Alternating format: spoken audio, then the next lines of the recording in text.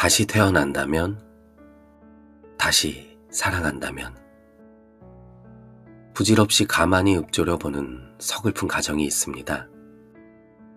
잃어버린 것에 대하여 낭만을 얘기하는 계절. 사랑, 분명했으나 애써 잊었던 그 시절이 우린 여전히 그립습니다. 여러분, 살면서 누군가에게 나를 사랑하냐고 물었던 순간이 있지 않습니까? 대체 우리는 왜 그런 질문을 하는 걸까요? 잠시 이 문장을 들어보세요.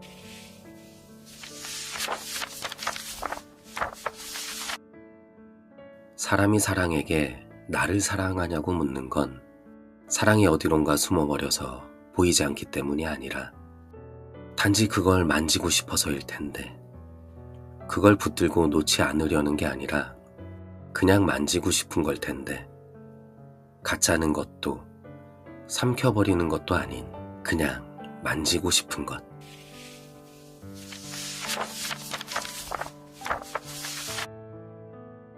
이렇게 간절한 마음이었는데 그 행복도 잠시, 길면 2년? 우리는 참 쉽게 식어갑니다. 그리고 묻습니다. 너 나 사랑했니? 사랑이 어떻게... 네, 여기까지.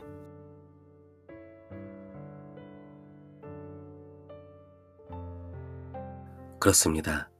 독일의 정신분석학자 에리 프롬은 그의 명저 사랑의 기술에서 우리에게 사랑에 대해 묻습니다. 여태껏 제목만 구경했던 바로 그 책 맞습니다.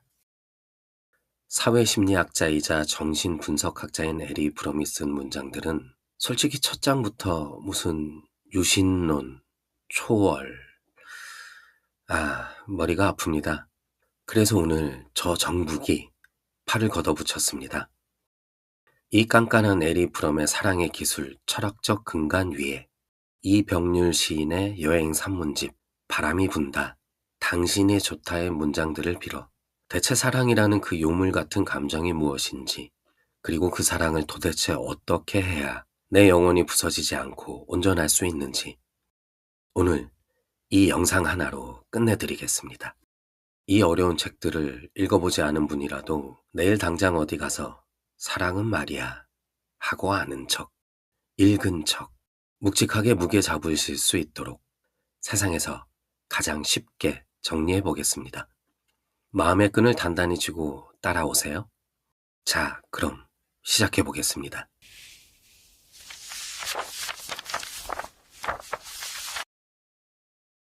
청춘은 한 뼘 차이인지도 모른다. 모두 그 한 뼘 차이 때문일지도 모른다. 그 사람과 내가 맞지 않았던 것도, 그 사람과 내가 스치지 못했던 것도, 청춘의 모두는 한 뼘 때문이고 겨우 그 한 뼘 차이로 인해 결과는 좋지 않기 쉽다.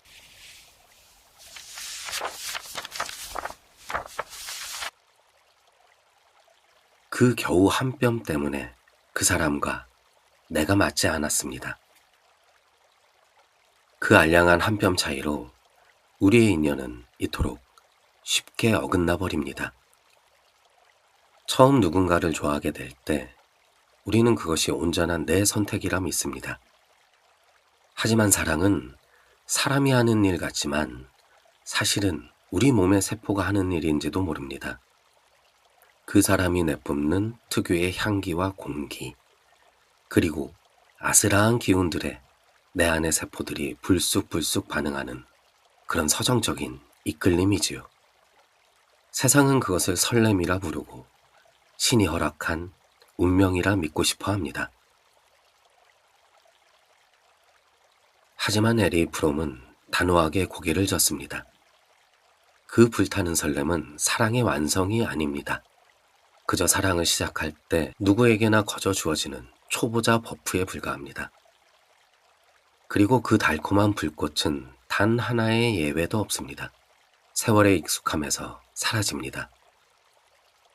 불꽃이 꺼지고 난 자리, 거울 속에는 결국 세상과 뚝 떨어져 홀로 서 있는 독립된 자아가 남습니다. 세상에 홀로 남겨진 듯한 이 이상한 기분. 우리가 종종 느꼈지만 차마 말로 설명하기에는 애매했던 그 묘한 공허함.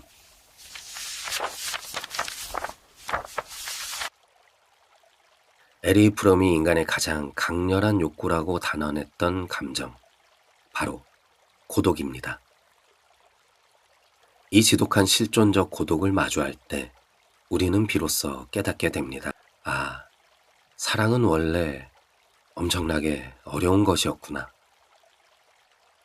내가 지금껏 해온 사랑은 사랑의 본편이 아니라 그저 스쳐 지나가는 튜토리얼이었구나 하고 말입니다. 살면서 누군가에게 나를 사랑하냐고 묻는 참 서글픈 순간 역시 바로 이 지독한 고독의 문턱에 서 있을 때입니다. 자, 이제 멱살 한번 잡고 가보겠습니다. 많은 이들이 설렘이 떠난 자리를 견디지 못합니다. 새로운 자극을 찾아 눈길을 돌리거나 혹은 곁에 있는 이에게 아픈 상처를 주기 시작합니다. 내가 외로운 줄도 모르면서 타인을 멍들게 하는 이른바 가짜 사랑의 늪에 빠지는 것이죠.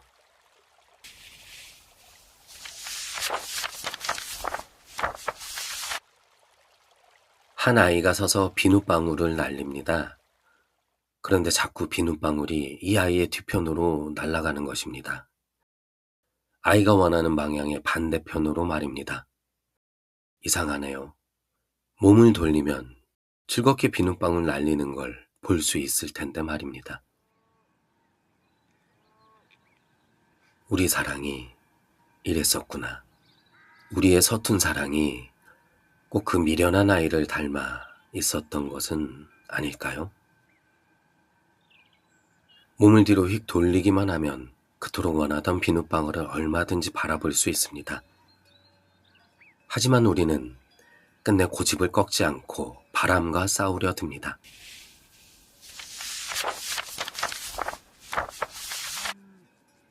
당신을 한번 본 적이 있습니다. 당신과 내가 자주 갔던 극장에서였어요. 당신은 혼자였습니다. 내 머릿속에 가득 찬 끝이라는 말이 서러워서 눈을 감고 있었습니다. 정말로 우리는 아무것도 아니었는지를, 어쩌면 그토록 아무것도 아닐 수 있었는지를 생각할 때마다 나는 버둥거립니다.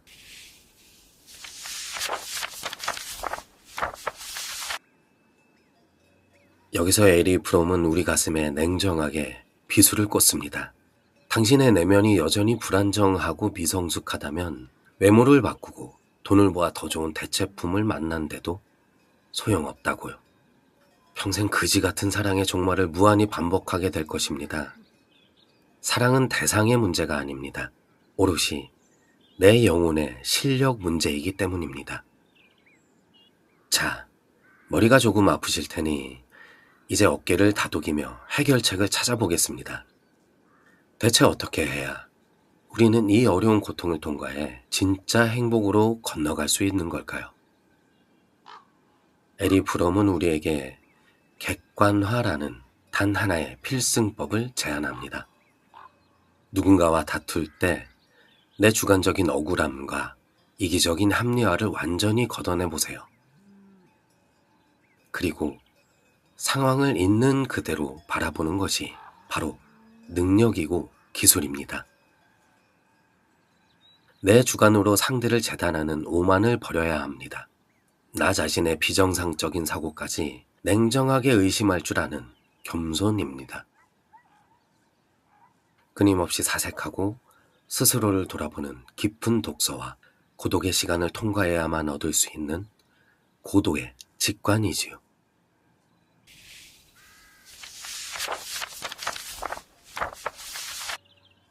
일본 교토에 아는 술집 하나가 있습니다. 간판에는 두 글자, 기쁠히 행복행. 그것을 일본 말로는 기코우라고 읽는다네요. 이 집의 감동적인 주인공은 정성을 들여 차려주는 술과 안주만이 아닙니다. 할아버지의 손놀림 하나하나를 조심스럽게 다소 걱정하는 듯이 또 행복하게 바라보는 할머니의 다소곳하면서도 정중한 모습.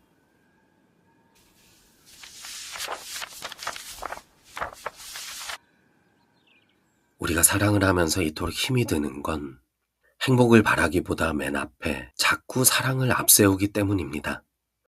기코우에 한번 가보세요. 거참 사랑 별거 아니대요 라는 생각으로. 사랑 그거 참 우아하고도 먼 길이 돼요. 사랑은 바로 이런 것입니다. 에리 프롬의 지적대로 사랑은 감정이 변하는 것이 아닙니다.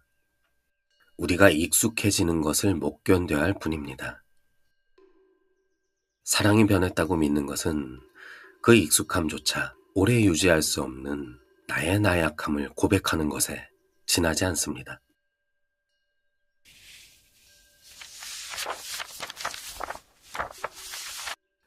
사랑은 있다. 사랑이 없다면 세상도 없는 것이며 나도 이 세상에 오지 않은 것이며 결국 살고 있는 것도 아니질 않은가. 사랑은 애써 채우는 것이 아닙니다. 자연스럽게 넘치는 상태입니다. 내 안을 먼저 객관화로 다스려야 합니다. 그 평온함이 자연스럽게 흘러넘쳐 상대의 익숙한 모습까지 정중하게 보듬을 수 있어야 합니다. 그 무르익은 상태만이 사람을 키우고 자라나게 만듭니다. 기코우의 그 노부부처럼 말입니다.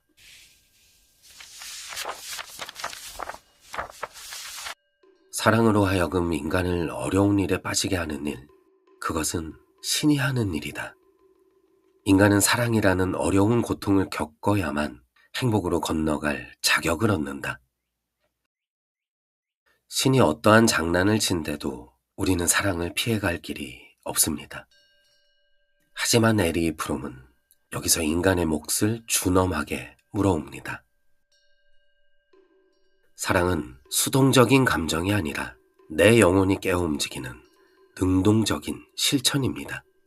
내 안의 이기심을 객관어로 꺾어내고 익숙함이라는 지루한 문을 열어 타인을 있는 그대로 책임지고 존중하겠다는 인간의 위대한 결단.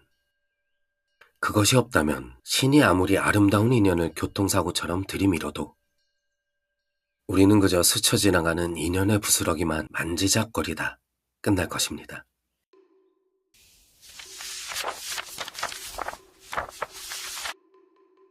세상에 하나밖에 없는 바람을 적었었지요. 그 바람은 하나인 줄 알았는데 순식간에 하나가 아닌 여러 개가 되었지요. 이를테면 이런 식의 바람들. 당신도 나를 사랑했으면 좋겠다. 당신이 나에게 기댔으면. 내가 당신을 얼마 전부터가 아닌 10년 전부터 사랑했으면. 넘어져도 당신의 앞이었으면 좋겠다. 그런 소망을 적어내려 가다가 문득 아주 먼 곳으로 비행을 하고 있다는 기분이 들었지요. 목적지를 알 수 없으면서도 불안하기는커녕 그렇게 기분 좋은 비행일 수 있다니. 당신 때문이었지요.